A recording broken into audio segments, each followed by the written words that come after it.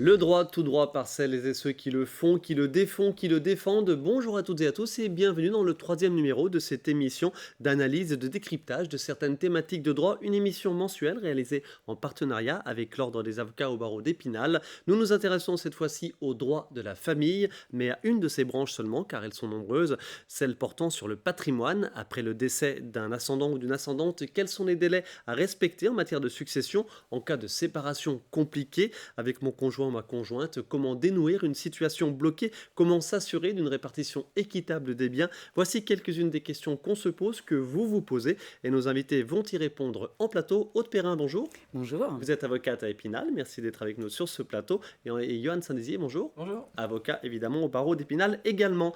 Aude Perrin, Johan Saint-Dizier, quelques mots avant de rentrer dans le vif du sujet et d'apporter des réponses précises à des questions précises reçues en partie par nos téléspectateurs. Le droit de la famille est une branche très vaste du droit privé qui traite et encadre l'ensemble des relations entre les membres d'une même famille, avec deux grandes sous-catégories. Aude Perrin, quelles sont-elles ces deux grandes sous-catégories, tout simplement? Tout simplement, le droit entend désormais la notion de famille comme notre société l'entend désormais, car ce fut pas toujours le cas. Il y a quelques années, la vie réelle, ce qui se passait concrètement dans la vie des familles n'était absolument pas pris en considération, ou en tout cas de manière équitable dans notre droit. Désormais, les choses sont beaucoup plus clarifiées. Le droit va intervenir et régir les relations entre les ascendants, les descendants, les parents, les enfants, entre les enfants eux-mêmes, de leur vivant et du fait de leur décès. Le droit va également venir réglementer, organiser la vie des conjoints, qu'ils soient mariés dans le cadre du mariage. Donc le mariage en lui-même, la vie durant le mariage, la séparation, le divorce. Elle va venir également organiser les relations des personnes qui ont souscrit un PACS. Le PACS est venu quand même révolutionner le droit familial, on va dire, il y a de nombreuses années maintenant. Et puis, ces dernières années, le droit intervient à plusieurs égards dans les relations des concubins. C'est-à-dire que les concubins, l'union libre, qui jusqu'à présent étaient les grands absents du Code civil, voient leur situation reconnue à divers égards par notre droit. Ok, alors deux schémas, entre guillemets, pour faire simple. Un schéma vertical, parenté, et un schéma horizontal, l'alliance, tout simplement, ce que vous appelez le parenté et l'alliance. Tout à fait, mais avec de nombreux points communs Oui. au niveau de l'organisation juridique. D'où l'intérêt de préciser qu'on va parler aussi bien de l'aspect vertical du droit de la famille que de l'aspect horizontal. Johan Saint-Dizier, quand on parle de droit de la famille, on parle d'obligations et de droits personnels et patrimoniaux entre personnes, donc évidemment liées.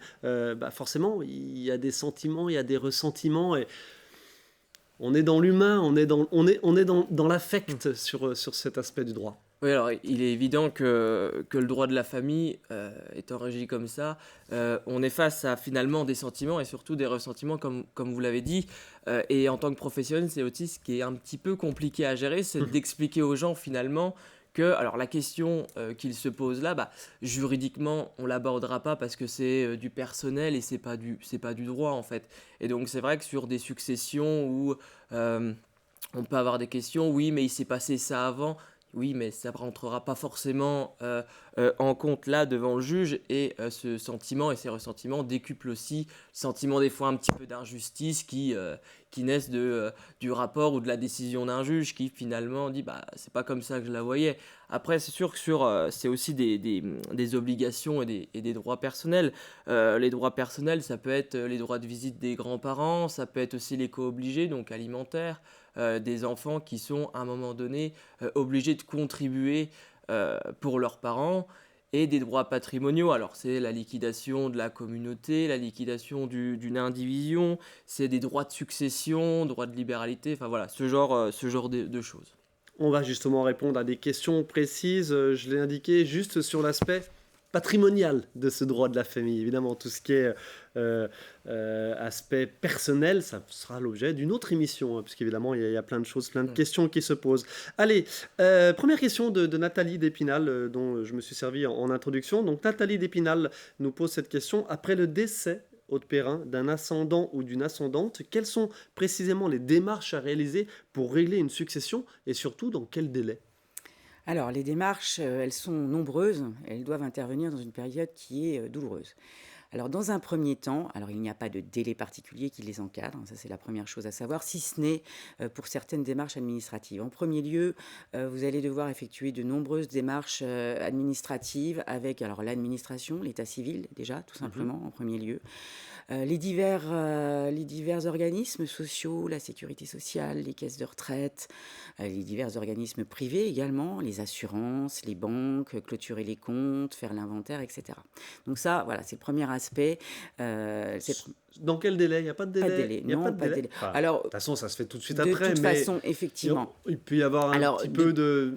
de plus en plus, avec l'uniformisation des procédures et les organismes qui sont tous reliés entre eux, Mhm. vous faites une déclaration au niveau de la sécurité sociale et tout dépend, enfin, au niveau des régimes de retraite, des caisses de retraite, ça va s'enchaîner de facto. Mhm. Et puis, dans un deuxième temps, puisque en matière de succession, il va falloir parvenir à une liquidation, il va falloir la clôturer, cette succession, il va falloir trouver une solution et parvenir à un partage équitable, s'il y a plusieurs héritiers, eh bien, il va falloir faire un inventaire de diverses choses. D'un premier lieu, savoir s'il y a des dispositions testamentaires qui ont été prises par le défunt. Savoir de quoi est composée la succession du défunt. Alors, première démarche, en général, les héritiers vont faire choix d'un notaire commun ou de chacun leur notaire pour les assister, puisque ce notaire va pouvoir les assister dans le cadre de l'inventaire qu'il y a à faire. Alors l'inventaire des biens meubles qui sont dans la maison, des effets personnels, des avoirs bancaires, des assurances qui ont été souscrites, des assurances-vie éventuellement qui ont été souscrites, du patrimoine immobilier, et puis également des dettes, parce qu'un défunt peut avoir des dettes. Donc l'objectif, c'est de faire l'inventaire de l'actif, l'inventaire du passif. Si le passif est supérieur à l'actif, vous avez la possibilité de renoncer à la succession. C'est une démarche très simple. Dans le passif, c'est que les dettes principalement. C'est que les dettes. C'est que les dettes, on est d'accord. C'est les dettes. Alors ça peut être des dettes fiscales, ça peut être des dettes bancaires qui ne sont pas prises en charge par une assurance décès, ça peut être des dettes vis-à-vis d'un tiers en vertu du jugement, enfin des dettes. Et si ces dettes sont supérieures à l'actif du défunt, c'est-à-dire quand vous vous retrouvez en débit, vous avez la possibilité, héritier, d'aller renoncer à cette succession. Alors d'y renoncer sous bénéfice d'inventaire ou d'y renoncer purement et simplement. Dans ce cas, vous prenez rendez-vous auprès du tribunal judiciaire de votre domicile c'est une simple déclaration faite auprès d'un greffier, comme quoi vous renoncez à cette succession. Que deviennent les biens, pardon? Alors il peut y avoir d'autres héritiers, et puis bien souvent c'est qu'il n'y en a pas beaucoup, des biens. Ou ce sont des biens sans valeur vénale réelle, ou en tout cas si les dettes sont largement supérieures à l'actif, c'est qu'il n'y a pas vraiment Est-ce que grand-chose. s'il y a des biens et des dettes, évidemment, il y a un mandataire judiciaire qui est missionné pour vendre ces biens, pour éponger les dettes et Alors, rembourser les créanciers? non. Non? Non. D'accord. Non, Donc, non. les- Bah, c'est-à-dire que c'est le notaire est en charge de la succession, bien évidemment. On peut parvenir à une clôture des opérations de succession Ouais. si les créanciers ne sont pas réglés. Mais en soi, il n'y a pas d'administrateur judiciaire particulier qui va être désigné. C'est le notaire choisi par les parties ou désigné, je crois que c'est une question que nous aborderons ultérieurement, par le tribunal qui va procéder à ces opérations. Le notaire va procéder à ce qu'on appelle aux ouvertures des opérations de succession et aux opérations de compte, liquidation et partage. Je crois que dans cette formule, tout est dit sur la mission du notaire dans le cadre de la succession. Quid des délais par rapport aux impôts pour tout ce qui est déclaration de succession, etc. Il y a des délais à respecter? La déclaration de Il y succession... a une oui. période de prescription peut-être? Non, la déclaration de succession doit concrètement et normalement être effectuée dans les 6 mois du décès, à peine de certaines pénalités. Ce délai n'est pas toujours respecté parce que la déclaration de succession, bien souvent, est établie par le notaire et doit être régularisée par toutes les parties. Et parfois, il y a une situation de blocage parce qu'une des parties refuse de régulariser la déclaration de succession telle qu'elle est établie parce qu'il y a une contestation sur certains points.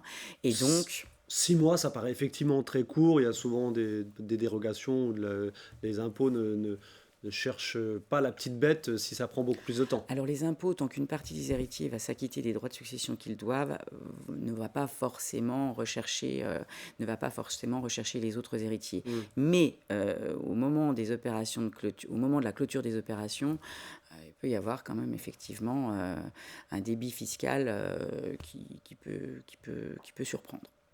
Ok. Allez, on rentre dans le vif du sujet sur un autre thème. Patrick de Remiremont, Johan Saint-Dizier, je vous pose sa question. Patrick de Remiremont, nous sommes 3 frères. Je veux habiter la maison qu'occupait notre père, mais nous ne sommes pas d'accord sur sa valeur. Qui peut trancher? J'imagine ça doit être un cas courant. Oui, alors c'est assez courant. Alors tout d'abord, c'est vrai que quand il y en a un qui est pas d'accord, ou même plusieurs, mais quand il y a une difficulté, vient l'idée finalement de sortir de l'indivision. Parce que c'est vrai qu'on n'est pas tenu de rester dans l'indivision, hein. Nul n'est tenu de rester dans une indivision. Donc voilà, c'est déjà une première chose, c'est qu'il y a des actions qui sont possibles. Mais nul n'est tenu non plus d'en sortir. On n'est pas Aussi, obligé. on n'est pas obligé d'en sortir, on on peut peut être rester ad vitam exactement. aeternam en indivision. Ça, on peut tout à fait le faire. Chacun son truc. Complètement. Mais là, on voit qu'il voilà, sur le bien immobilier, il semble avoir une difficulté de valeur. Ouais. Alors, s'il y a un bien immobilier, il y aura forcément aussi un notaire, Mhm. ce qui est important. Donc, les héritiers, comme le disait tout à l'heure Maître Perrin, c'est soit ils désignent tous ensemble un notaire, soit chacun peut en avoir un. C'est déjà une première chose. Ça peut être à l'amiable. Le notaire est tout à fait compétent pour évaluer un bien. Et ce qui revient aussi au propos liminaire, c'est de dire finalement le notaire c'est un professionnel neutre, ce qui enlève ses côtés affects Mhm. du bien, qui peut être un bien de famille ou dans lequel on a vécu. Donc forcément on a une valeur peut-être un peu surévaluée du bien. Le notaire permet peut-être d'arriver à cette valeur qui est juste, en tout cas il a l'habitude et il est plus neutre. Et surtout, pardon, chacun peut avoir son notaire aussi. Chacun peut avoir Ça, son notaire. Par rapport et à puis, ça, il n'y a aucune obligation. il n'y a aucune obligation par rapport à tout ça. Et voilà, le notaire peut faire ce travail-là. Après, si la difficulté perdure, Mhm. il y a un moment donné où il va falloir judiciariser finalement tout cela par une assignation en partage judiciaire. Ouais. Donc, C'est-à-dire, là, c'est- il y a une démarche donc à Donc là, entamer de la part des héritiers, de la part du notaire auprès du tribunal Alors, judiciaire. Comment ça marche? les héritiers vont devoir saisir finalement un avocat, parce que, en tout cas les demandeurs, parce que l'avocat est obligatoire dans ce type de procédure. Ah, Ça, d'accord. c'est une chose aussi qui est importante, c'est que là, l'avocat est obligatoire. Le juge, finalement, ce qui va être demandé aussi au juge par les parties, ça va être soit de désigner un nouveau notaire, Mhm. soit de redésigner le même, ça dépend aussi du conflit qu'il y a, mais en tout cas, voilà, ce sera le but de désigner un notaire et qui devra, lui, faire réaliser un état liquidatif, donc avec l'actif, le passif de la succession, et estimer la valeur du bien, finalement, qui était là, pour le coup, la difficulté de la question de monsieur Patrick. Donc là, des infos qui viennent du tribunal judiciaire, d'un huissier de justice. Alors aujourd'hui, on appelle plus ça huissier de justice, Commissaire de justice. commissaire de justice, C'est merci. Donc voilà, ça c'est des infos, des expertises, des chiffres Alors- indiscutables normalement. Alors, qui peuvent toujours être discutés finalement, parce que c'est le juge qui tranchera à la fin, finalement. Mhm. Il prendra Quel les juge? éléments du notaire. C'est le tribunal judiciaire, Mais compétent civil. voilà, on n'est pas sur un juge aux affaires familiales par exemple. hein, Non, pas pas du en tout. succession, non, du tout. Donc voilà, c'est lui qui va trancher, ce qui va prendre aussi du temps. Par rapport à la question, si on revient plus précisément encore à la question, c'est de dire quelle est la différence de valeur entre ce que Patrick voulait ou ses frères, parce que finalement, une procédure comme ça prend énormément de temps. Il y a des dossiers qui, au bout de 10 ans, ne sont toujours pas solutionnés par rapport à tout Vous, ça. avocat, il faut vous payer. Aussi, donc ça C'est prend aussi du du temps, temps c'est et de coûteux, l'argent. c'est de l'argent parce qu'il y a un notaire aussi.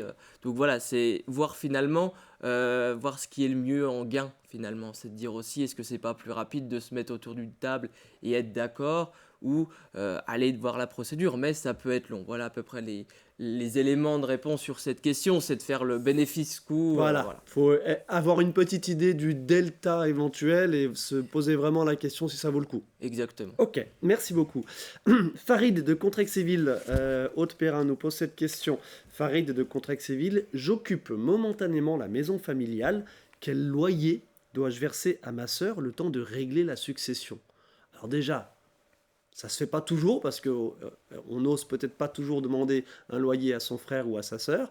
Bon, voilà. Mais si tel est le cas, comment calculer un loyer à demander à son Alors, frère ou à sa sœur qui occupe la maison familiale? juridiquement, ce n'est pas un loyer au sens où on l'entend habituellement, D'accord. avec un bailleur et un locataire. C'est ce qu'on appelle une indemnité d'occupation. L'indemnité d'occupation, c'est une indemnité qui est due par l'indivisaire, qui va avoir la jouissance exclusive du bien. Et cette indemnité d'occupation, elle va être déterminée selon la valeur locative pour ce type de bien, avec une réduction d'usage qui va de 10 à 20%, parce que ce bien a une nature particulière, D'accord. de par le caractère familial qu'il a, du fait qu'il soit occupé par un indivisaire, etc. Donc, Ce qui nous fait généralement, un loyer ou une indemnité d'occupation, comme vous dites, grosso modo de 70 à 80% voilà, c'est ça. Oui, du prix du 80. marché, quoi. Tout à fait, C'est tout à le fait. chiffre à garder en tête. Voilà. Mais cette indemnité, elle n'est pas due. Frère ou sœur ne peut pas la demander en temps réel à son frère ou à sa sœur. Cette indemnité, elle n'est pas due à l'autre indivisaire. Cette indemnité, elle est due à l'indivision. Cette entité que représente l'indivision, la Le temps de succession. régler la succession. Tout à fait. Et donc, elle n'est pas versée tous les mois par l'héritier qui occupe. Elle n'est pas versée tous les mois, mais elle va être décomptée Mhm. tous les mois. Elle va être prise en considération et à la fin, lorsque les comptes vont être effectués, avec ce passif, cet actif, elle va venir en plus accroître l'actif de la succession et elle va venir parallèlement se déduire des droits de l'indivisaire qui a occupé le dit bien. Question très concrète. Qui paye les factures? Qui paye les impôts? Est-ce Alors, qu'il y a des obligations réglementaires à ce sujet? Alors, les obligations, elles sont tout simplement, les factures, tout simplement à l'égard de tout prestataire, l'indivision, enfin la succession doit les dettes. Alors, bien souvent, c'est le notaire. Le notaire, lorsqu'il va être désigné par les héritiers, va ouvrir un compte de succession au sein de son étude, Mhm. va clôturer les comptes bancaires courants du défunt et, avec ce qu'il reste comme avoir du défunt, Éventuellement. régler toutes les sommes. Sauf qu'à un moment donné, parfois, les comptes s'amenuisent, si la succession prend du temps et qu'il n'y a plus les fonds nécessaires. Dans ces conditions, eh bien, ce sont les héritiers qui vont être personnellement et solidairement tenus, en tout cas à l'égard du fisc, comme tout bien, pour tout bien immobilier, le foncier, etc.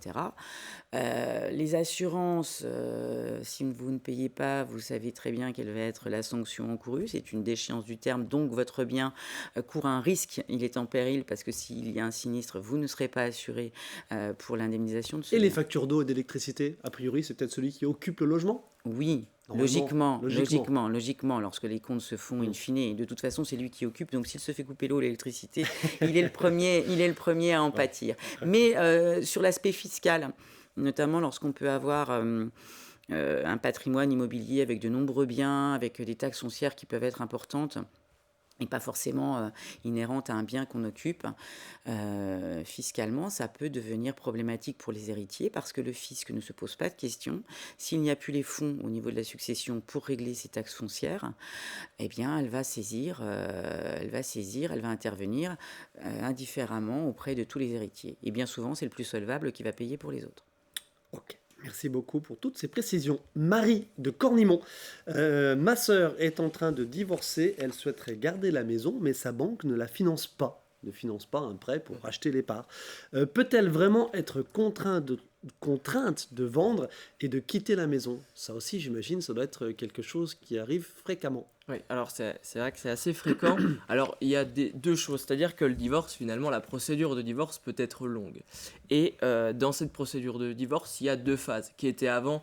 On allait devant le juge pour l'ordonnance de non-conciliation, puis après, on gérait un peu le divorce, si vous voulez. Maintenant, ça s'appelle plus comme ça, c'est une première audience sur des mesures provisoires. Et ensuite, il y a le fond du divorce. Et dans le cadre de ces mesures provisoires, la sœur de ce monsieur, finalement, pourrait solliciter déjà la jouissance, à titre provisoire, mais la jouissance du bien, ce qui lui permettrait, durant toute la procédure de divorce, déjà de bénéficier de cette maison. Ce qui laisse du temps, ce qui pourrait aussi voir différencier. Enfin, la banque pourrait peut-être quid voir. de l'emprunt bancaire? Alors, l'emprunt bancaire, Il est gelé il va. ou il est... Non, faut bien le- Alors, ils vont falloir soit le payer. Alors, soit c'est elle, soit la jouissance, elle est à titre onéreuse. Donc, Ouais. elle va régler le prêt. Et finalement, il y aura une indemnité d'occupation vu qu'elle occupe la maison.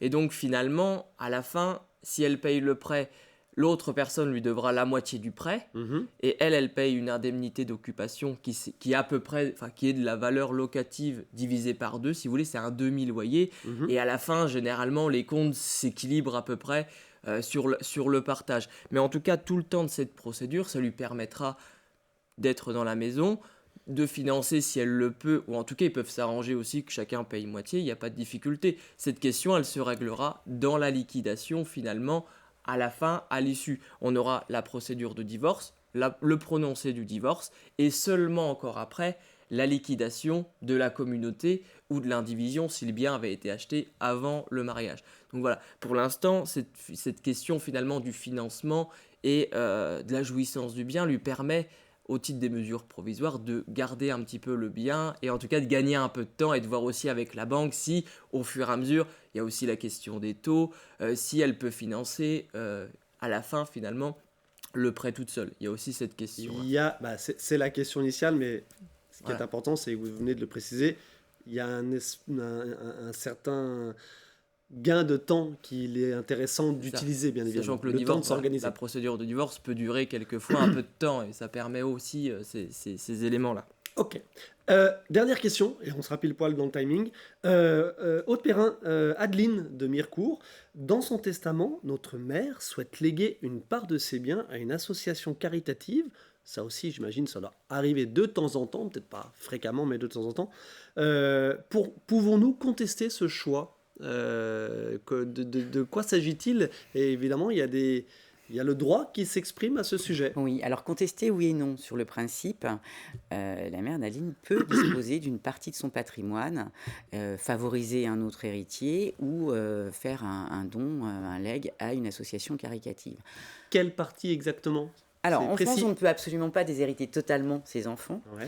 euh, Contrairement à ce qu'on pourrait penser, contrairement à ce qu'on pourrait penser. Ça, notamment ce qu'on voit dans les films américains, c'est ça? tout à fait, tout à fait. Non, non, en droit français, on ne peut pas totalement déshériter ses enfants. On peut disposer librement d'une partie seulement de son patrimoine. Il y a ce qu'on appelle la réserve héréditaire, réservée à nos héritiers légaux. Et puis, il y a une quotité disponible dont on peut disposer librement.